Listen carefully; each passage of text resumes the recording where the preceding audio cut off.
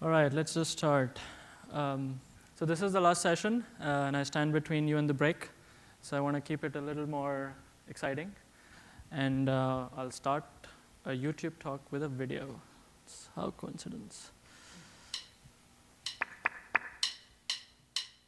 Honey, honey, you got me feeling some kind of way I can't explain, but I'll give it one more try. My heart's racing and my legs are shaking now. Try not to stare, but I can't control my eyes. I'm hanging out on the Great Barrier Reef. Follow us on Google+. See myself and others launch our exciting new project to reveal the ocean.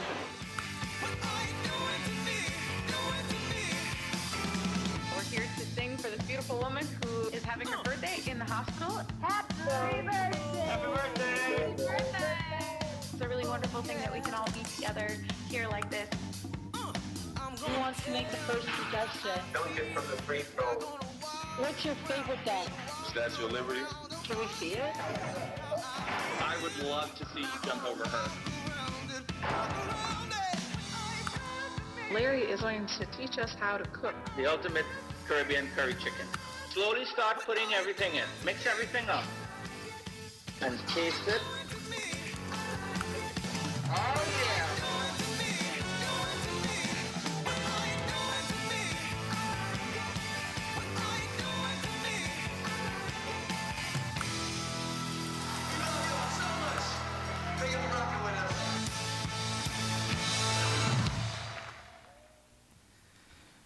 All right, this was a video which we did as a part of a launch of a product called Hangouts on Air, which was done last year.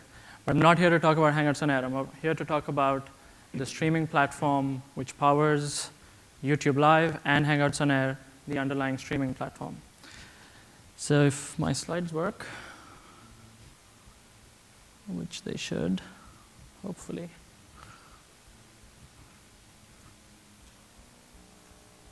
All right. All right, perfect. So I'm here to talk about the YouTube Live platform. So this talk is about YouTube. How many of you have watched a YouTube video in the last month? Pretty much all. How many of you have uploaded a YouTube video in the last month? About half. How many of you watched a YouTube live stream in the last 1 month? 10, 15%. How many of you have streamed live on YouTube in the last month? 1, 2, 3 people. That's awesome. There's 3 people who have live streamed here.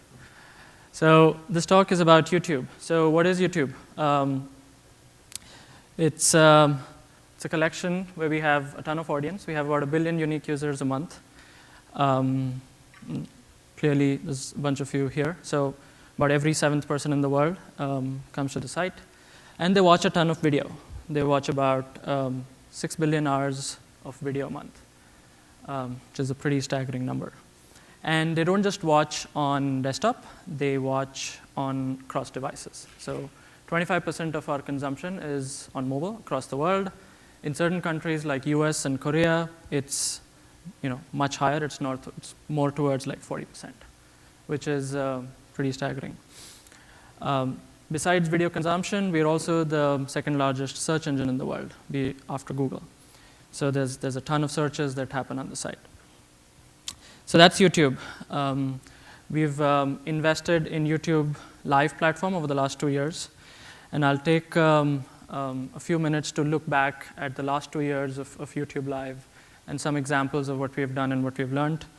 So we start from summer of 2012.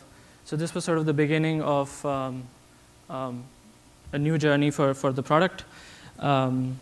This was live streamed with NBC in the US to power as a video platform for NBC, plus also for Asian and African countries across sub-Saharan Africa. And this was, the impact was pretty resounding, and the stats sort of was surprising to us and to a lot of people. One interesting stat is that about 35 to 40% of consumption across both sides in the US and in sub-Saharan Africa was on mobile, which was pretty interesting for an event of this scale. So this started our journey of sort of the new live platform. And then, so that got us to, in terms of people who follow numbers, that event got us to about close to 500,000 peak concurrent. We saw, okay, this is interesting. But until we hit this was October of 2012. How many people recognize this image? Just about pretty much all. For those 10% of you that don't, this guy is Felix Baumgartner, an Austrian gentleman who in October 2012, precisely 14th October 2012, went up into space above New Mexico and jumped. This was sort of a world record in space jumping. He reached a peak speed of over 800 miles per hour, and this was live streamed on YouTube. Humongous event, obviously a big mention in history. And this is what happened sort of on that day. The Felix, when he sort of went up, in just about the first 30 minutes or an hour, we had seen numbers that we saw in Olympics. At the peak, when he jumped, we saw over 8 million concurrent users, something which we haven't seen, internet hasn't seen, and frankly, we were surprised. And not surprisingly, once he landed in the press conference, people went away. Some interesting numbers: there's 52 million playbacks and about 8.2 million peak concurrent. One interesting anecdote is that at peak, this video was 8% of internet traffic, this video alone, just to give you sort of a scale of things here. So we thought, okay, this is interesting. We can take some load here and get some events of scale.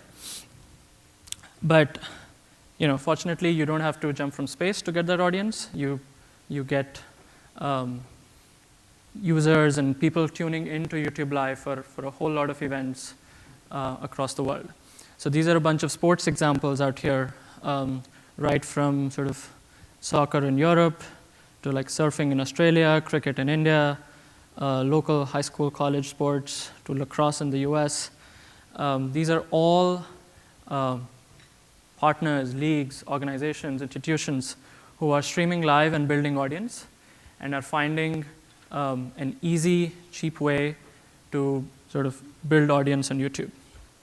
The image in the middle is, for those of you who follow soccer, it's the Juventus club winning the championship and coming back to their town. So they stream that live. So it's not just the game, it's everything around it, right? Which people are streaming live, interviews, winning moments, and so on. So these are a bunch of sports examples. But it's not just sports, right? It sort of spans across all categories.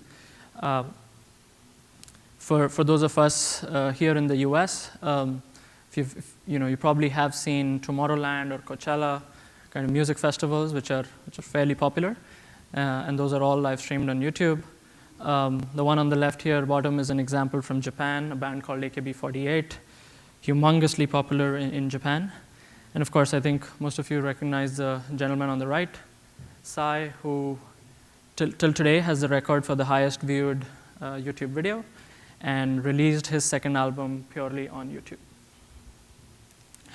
So moving along, so this is a bunch of sort of examples from gaming.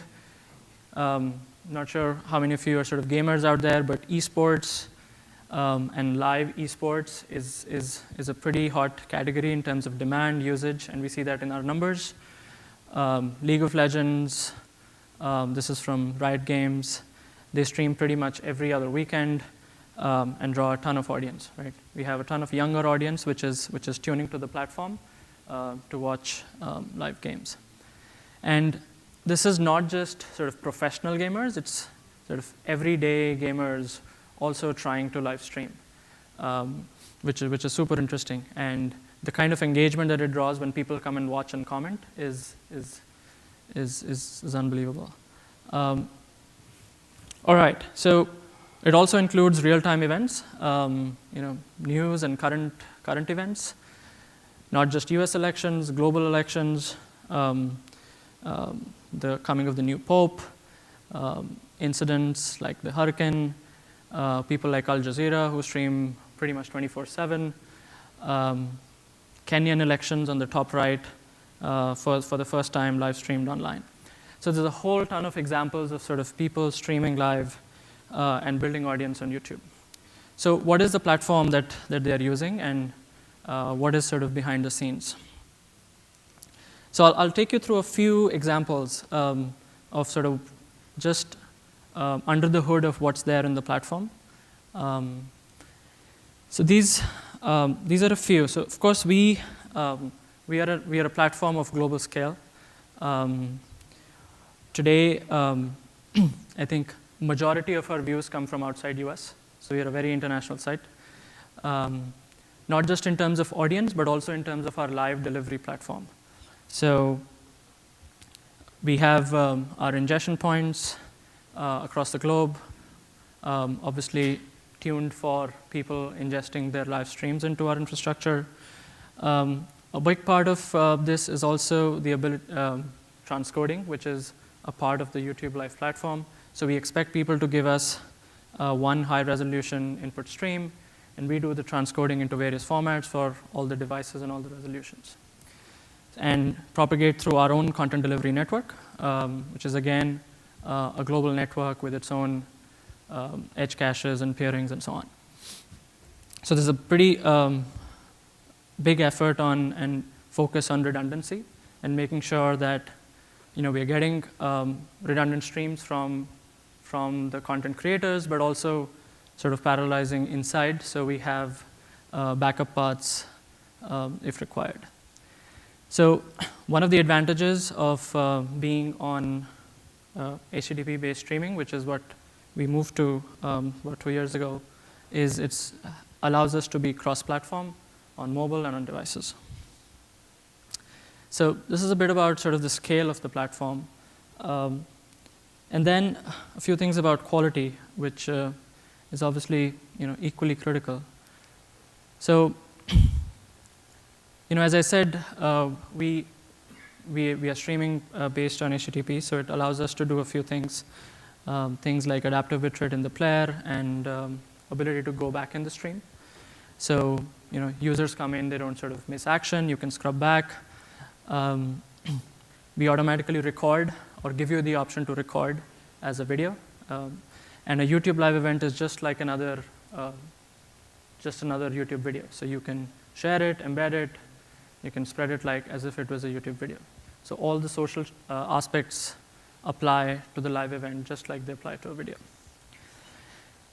We do support HD, although we aren't seeing too many people going up to 1080p, but we do support that, and also things like multiple camera angles and captions. So the platform is getting richer. It's not that it's fully baked yet, but it's getting feature rich every day, and we are seeing some of these features being used actively by these partners. So the other thing which is we're trying to, I think there was a question before we even started, was how many people can do it. So it is for everyone, but we haven't opened it up yet. We recently lowered the bar to 100 subscribers. So that's where it stands today, but our intent is to give access to more and more, most people, in fact, all people if possible, and that's our intent. We'll get there in some time.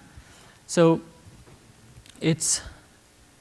what we are seeing is not just sort of the professional examples, the premium broadcasters, organizations, institutions, people like America's Cup, who live stream with fantastic quality, I must say, and great production value, right down to sort of users talking to like 5 of their friends and streaming, which is the Hangouts on Air example, which is the notion of people broadcasting their conversations.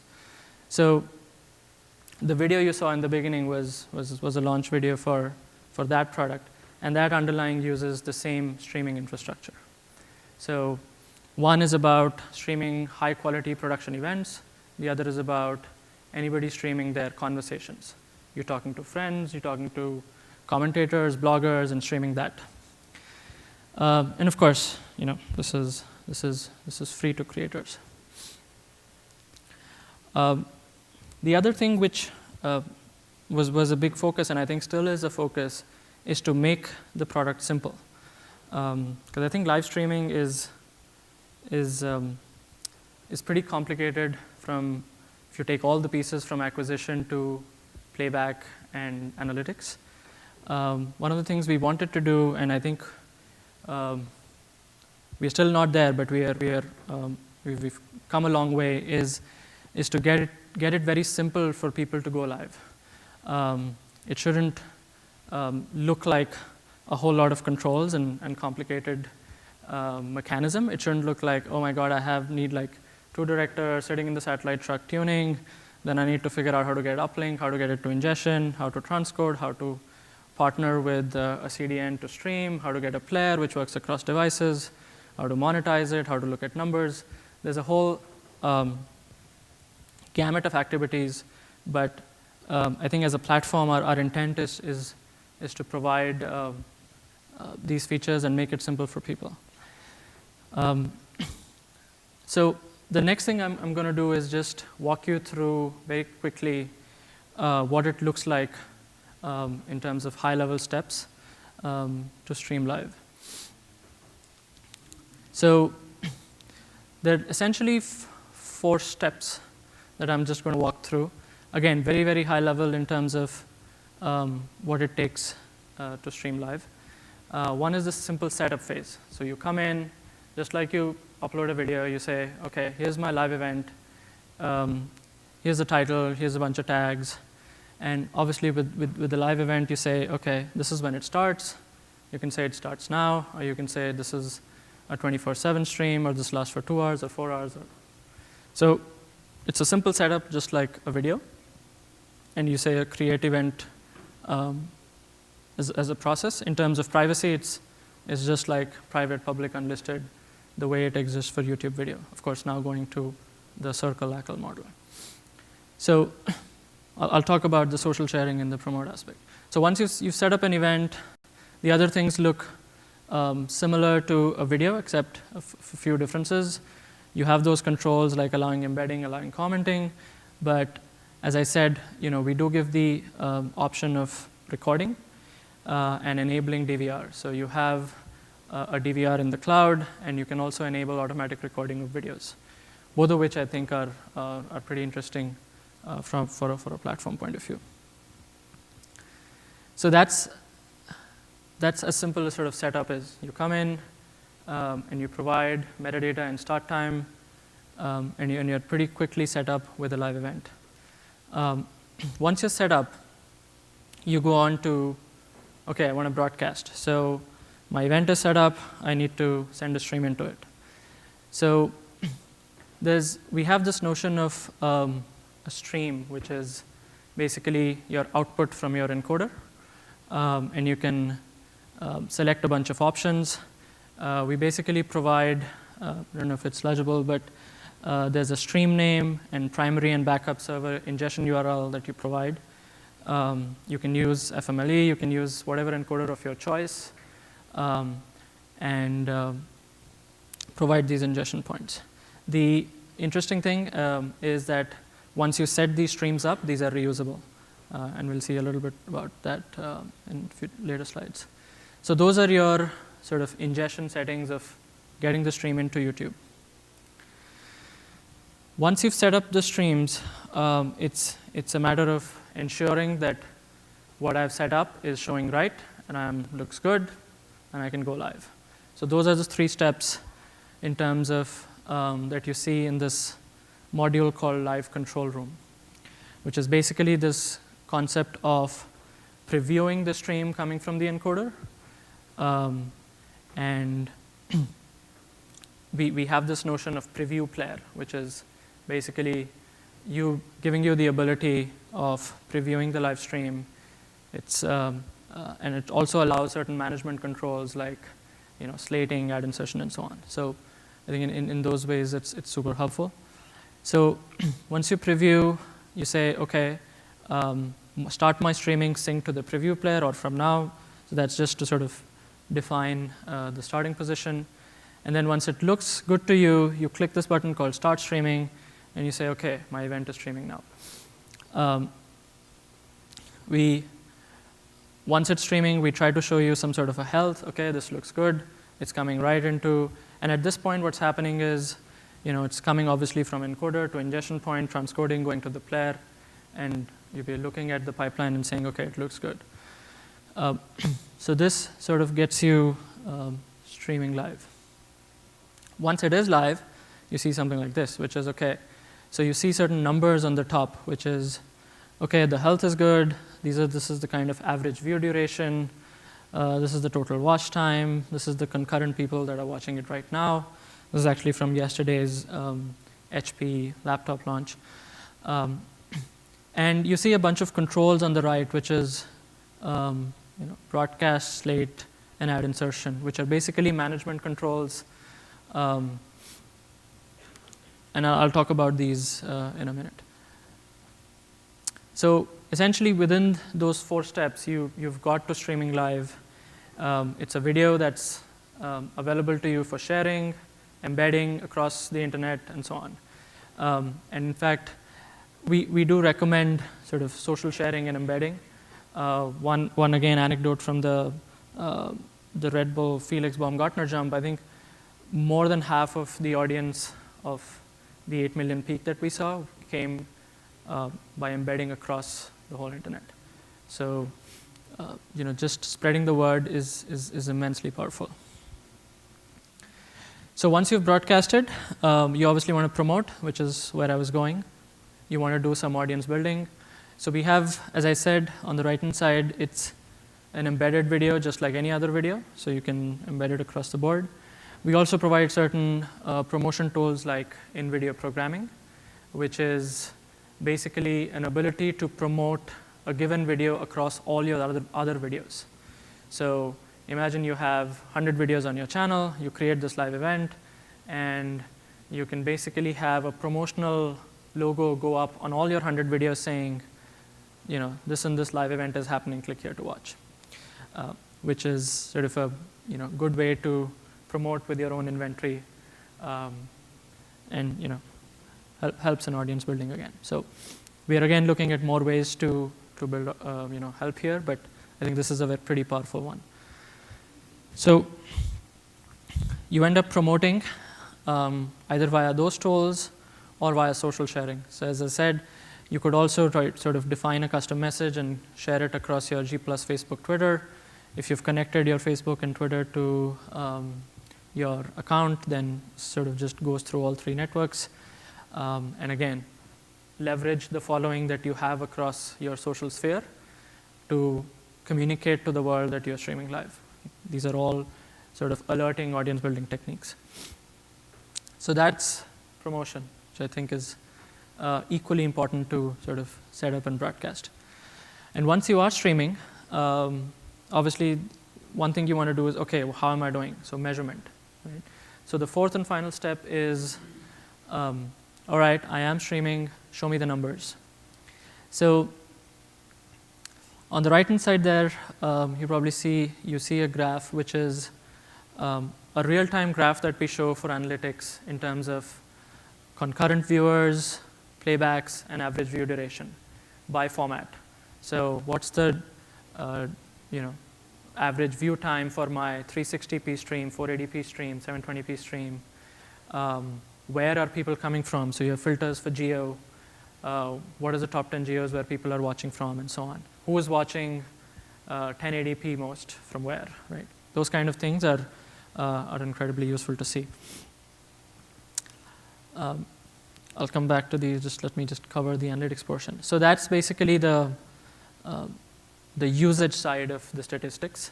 There's another equally important side of statistics, which is how's the health of the system. So one is how many what's my usage. The other is it all going fine, right? So we also have an equivalent errors real-time dashboard, which is, hey, we think a buffering event happened. Hey, we think there was a failure to start event that happened. And again, you can filter it by in real time by the same dimensions, like geo, playback location, and so on. So there's a lot of buffering happening in Singapore, for example. So you can figure out those things and take some corrective actions. This is sort of the notion of real-time statistics as you're streaming. Obviously, you also need provide simple things like downloading of reports once the event is over, so you can get it offline. And when you give an entry point from that stream, how can you trace it in order to make sure that those are the most efficient ones out of the other eight? yeah, so we actually recommend that as a part of setup process, that you are paired to the closest ingestion point from your encoder IP. And I mean, some events where we handhold, we sort of help partners do it, but in certain others, we sort of know your location and we sort of pair it to the closest, right? But what happens to us, right? One question here. It all comes down to last mile on UI provider. And it's not just your entry point, but maybe one ISP will be optimal and the other one will be one who's sending different jumps. Right. How can YouTube control that or give you options? Yeah, so again, remember this is not as much of actionable things to do as much as alerting you what may be going wrong, right? We would love to get to each of them saying, click a button and it's solved. Correct, it's just a playback experience, and as you rightly said, last mile is not in our control. But what we can do as a platform and what we intend to do is show you as much insight as we can, given the pipeline we see, right? So we should be at least able to tell you that, hey, there is buffering happen in Argentina. We may not be able to give you a quick fix button to go fix it, right? But it gives you a starting position. So is that a question? All right. So that was sort of the analytics. So coming back to a little bit of these management controls. So these are simple controls like broadcast alerts. So if you think there's a rain happened, an event is delayed, you want some message going out into your live player, you can do that. You can also do slating, which is the notion of a fight happened, I want to slate it out, or there's a commercial I don't want to show for some reason. It's a dirty feed, although we don't allow that, and it sort of violates our policy. But slating control is important for broadcasting in terms of any sort of incident that wasn't planned for, and you want to cover the broadcast and or provide a message and so on. Ad insertion, of course, monetization of these streams is important. Whenever there are natural breaks, often these events are sponsored, and you want in-stream ads going into the stream. This is the notion of giving a point of time cue. Hey, go insert an ad. Basically sends a cue to the player. Player makes an ad call to the ad server, an ad is served, and your stream resumes. In case it's a sponsored stream, obviously the sponsor, the campaign of the advertiser needs to be trafficked against this video beforehand. So these are basically monetization and management controls, again, within the same UI. Good? Okay, so that's basically my 4 steps of setup, broadcast, promote, and measure in terms of streaming live on using our UI. All right, so in the last few minutes, what I want to talk about is it's not just doing streaming live using our UI options. And I think it's very relevant to this forum and to this audience here that we also extend APIs for other platforms, other encoders to publish into YouTube, right? And actually, there's a whole lot of examples in the exhibit booth here in this conference who have done this. So the concept for APIs is basically think about it as a live event management system where we expose APIs through which you can create an event on YouTube, you can set a start point, You can stream to an ingestion point. You can stop an event. So you give these event sort of controls through our APIs. There are basically three concepts. Everything we looked at in the first setup screen is the broadcast. It's the video with the event metadata. Stream is basically what is, as I said, coming out of the encoder. And QPoint is basically our API for ad insertion, and that's for partners who are allowed to monetize on YouTube. So very simply, you can bind a broadcast to a stream. So think about this. Broadcast is your sort of front-end event that people see. Stream is what's coming from the encoder. We've, by design, sort of delineated those two so you can have reusable streams. You can have a different stream coming into the same event, or one stream going into a different event, right? So both these use cases exist and can be met. This usage of API is especially useful if you have a big schedule of events. So I'm having Olympics where every day I have 20 events going on for 17 days. Obviously, these are schedules which are known beforehand, and they are all programmatically set events instead of you going through the UI that I showed you and creating hundreds of events. So for large number of events, I think it's pretty useful. The other thing is monetization. So you have an insert QPoint to allow in-stream ads to be served. So what we want is basically, before I go there, so there's a ton of documentation for those of you interested in more of live APIs at developers.google.com/YouTube around how to set up a broadcast, how to set up a stream, how to bind the two, and so on.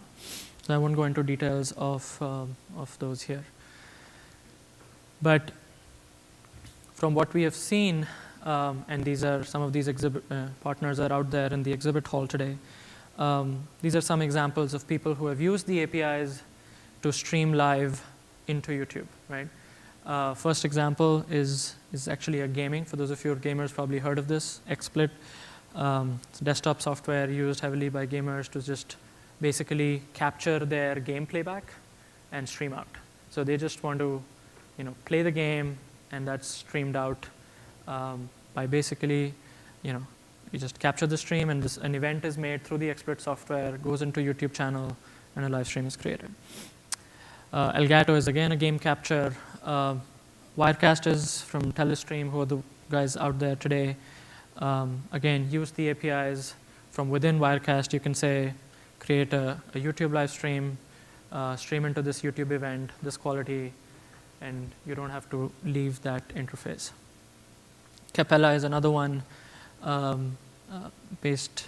Japanese company who's done the same. So our goal is that all the encoding platforms out there should have the option to allow whatever they are encoding. If the partner is also on YouTube, which is very likely, give them the ability and flexibility to stream live on YouTube. All right, so with that, I think pretty fast talker. I did quick. Okay, so I'll open it up for questions. Of course, we're super excited about where this platform is going, and just getting started onto this. I'll open it for questions. All right. A couple of functions that you mentioned were available early on were captioning and multiple camera angles. Are those available through the basic UI, or is it part of the API? They are available in the UI. I just didn't show each and every UI option, but they are available in the UI. Multiple camera angles, you gave us that 3 different screens, and they all be accessible to one. Yes. So I think captions is probably captured in one of these screenshots. Multicam is probably not. But so you see something here called Caption Certification. This content is, the FCC regulation that happened after September. So you have a captions interface where you can feed in live captions via sort of a text interface. It's possible. So we have that. For multiple camera angles, it's basically, think about it, every camera angle is is almost like an event on its own, but they're just tied together as part of one big event. So they show up as thumbnails within one event.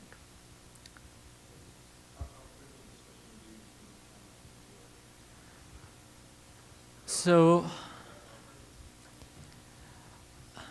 I wouldn't say it's seamless, but it's, I mean, in the worst case, it's as much as clicking onto another video, right? It is lesser than that, but yeah, that's sort of the worst case, right? I mean, yeah, that's why I can't give a numerical answer to that, but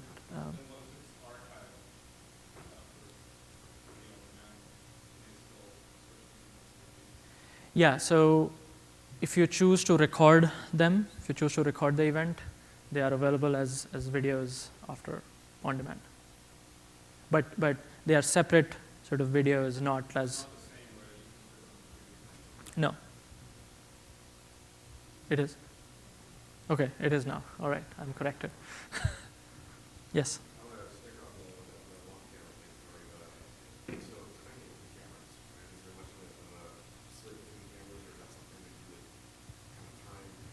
Preview.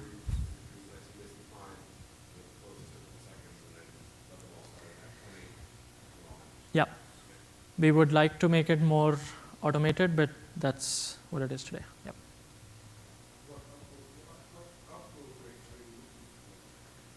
Upload rates as in formats? Yeah, format and negative. You want as high as you can provide, as your uplink allows, as your encoder allows. I mean, obviously, we have a few recommended audio-video codecs in our help sections. H.264 video codec is preferred, AAC is preferred, and so on. But in terms of quality and format, yeah, whatever best you can give.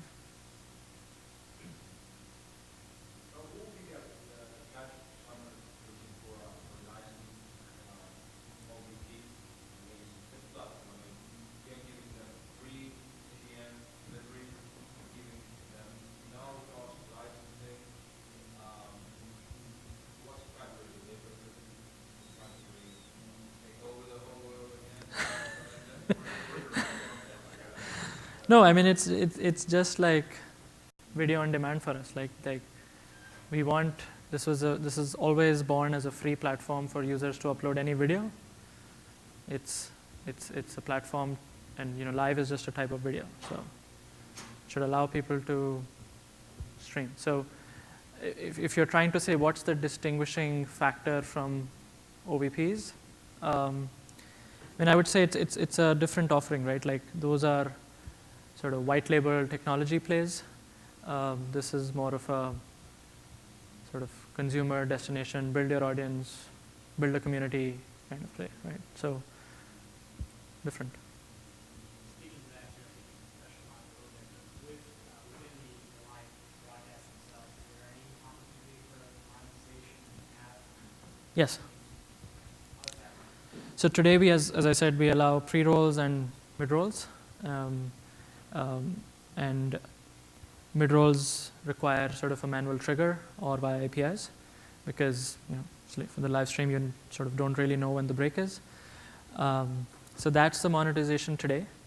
Does it plug in with the other YouTube advertising? Yes, it does. So it's the same. It's the same system follows. So you get to double click and fall back on AdSense. All of the same things apply.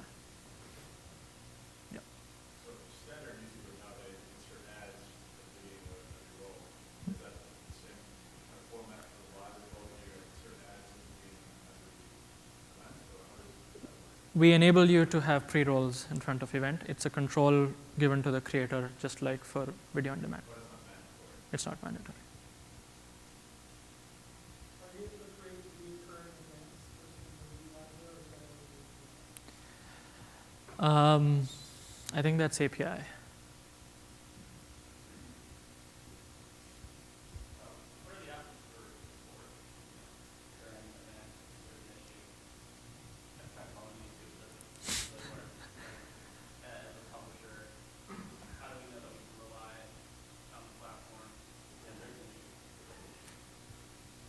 I'll take a shot, but Nadine is the expert sitting behind you. So obviously our intent is to make it as self-serve as possible. Just given our scale, I think it's not possible to have, I wouldn't say it's possible, it's sort of, it's really hard to have global support to our huge creator base. Having said that, there is a team out there for large events where you expect huge audience, or where there is a sort of a complicated ingestion path, or there are too many feeds coming in, or it's an event of scale of Olympics and those on. There is a dedicated team who can help you, right from pre-event all the way to sort of getting you up and running, including sort of troubleshooting. But Nadine can add more.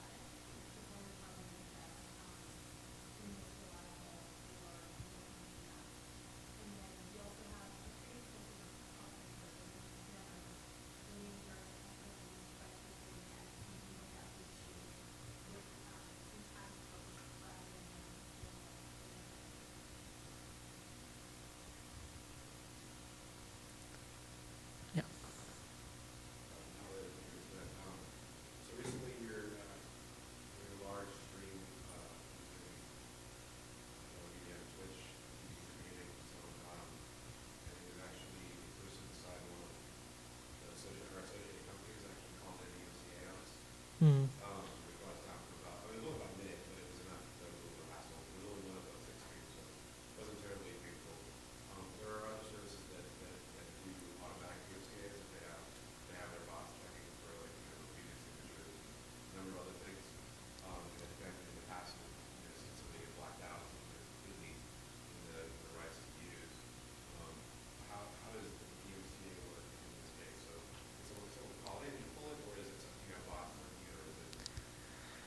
In general, that's our, we have, I guess there are two answers to that. One is sort of the DMCA principal answer, which is if someone flags it, team will look at it and take it down. The other answer is we do give protection tools for partners, something called Content ID. So, I wouldn't say we have full coverage on bots, but we have that platform which we can use if a user is streaming sort of blatantly copyright infringing content. We can detect that. But yeah, those are the two sort of protection options.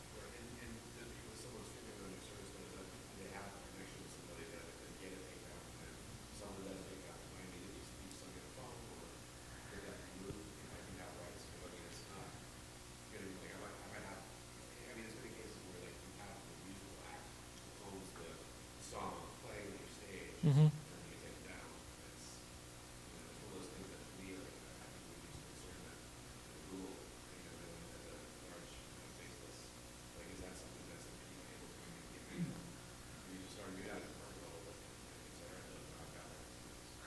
Yeah, I wouldn't say it's generally available to everybody, but of course, if you're working with a premium support, you do have somebody to talk to immediately.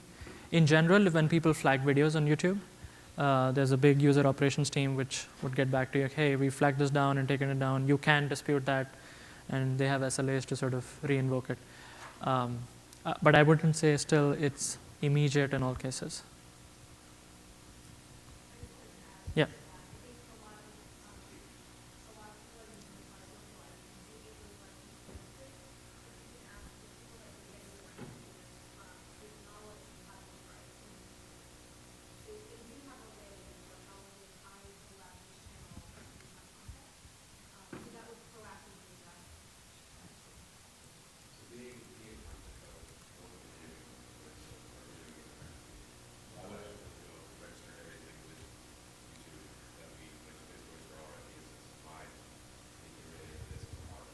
No, but I think she's making a good point, which is, if you know you're having music in the event, there are ways for you to, tell the music owner to come to YouTube and say, hey, I've allowed these guys to use music, so it's fine, right?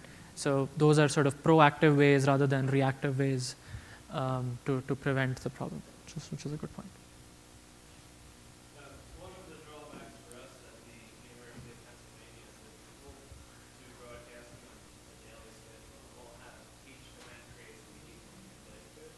And if we have that video embedded instead of the promotions, every time we go to do a live event, we got this that code. Is there a way to streamline that, or just use one event code and always works in some way?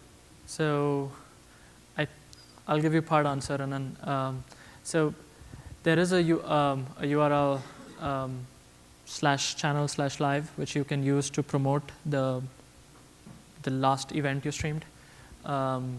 So in sense of, is there one URL I can promote and people can sort of get to what I'm streaming now? Sort of that's the answer.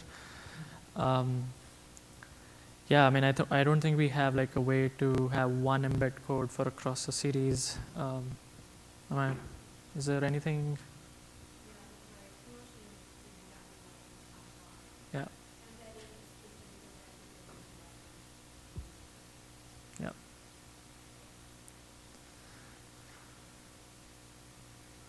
All right. Oh. When the event is done with broadcasting live and you revisit that URL, that is the URL for the recording? That's correct. The same URL.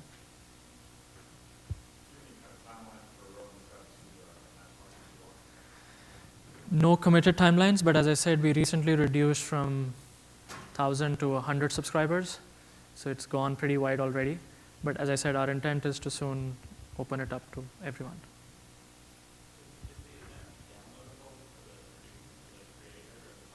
Yeah.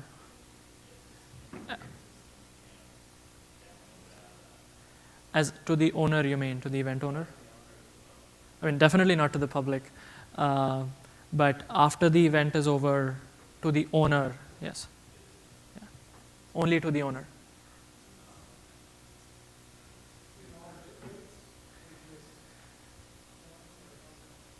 So I think when you download, you select.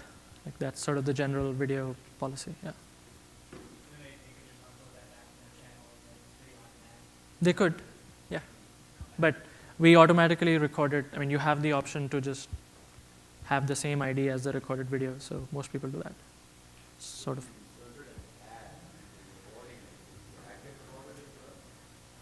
Yeah, that's a good question. So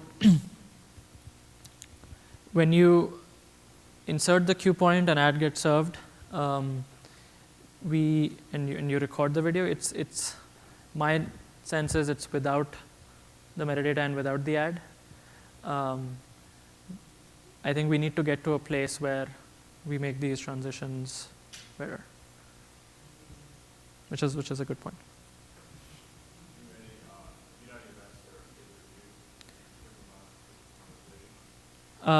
We've delved into it, is all sort of I can say, with a few sports partners, but it's not sort of publicly launched product that we have out there.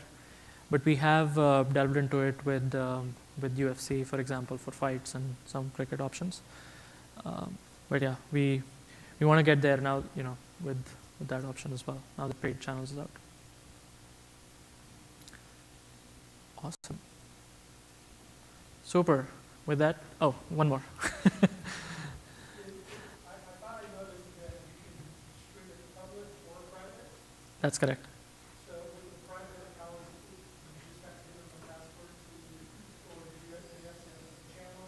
It's like any private video on YouTube. Whenever a video is private, it's not discoverable. It's to.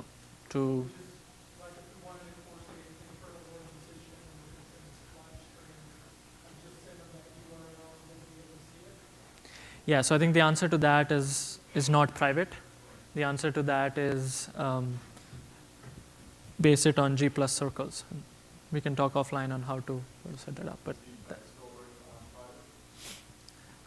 embed will work, but when you play it, it'll say video is private, which is kind of what happens with videos.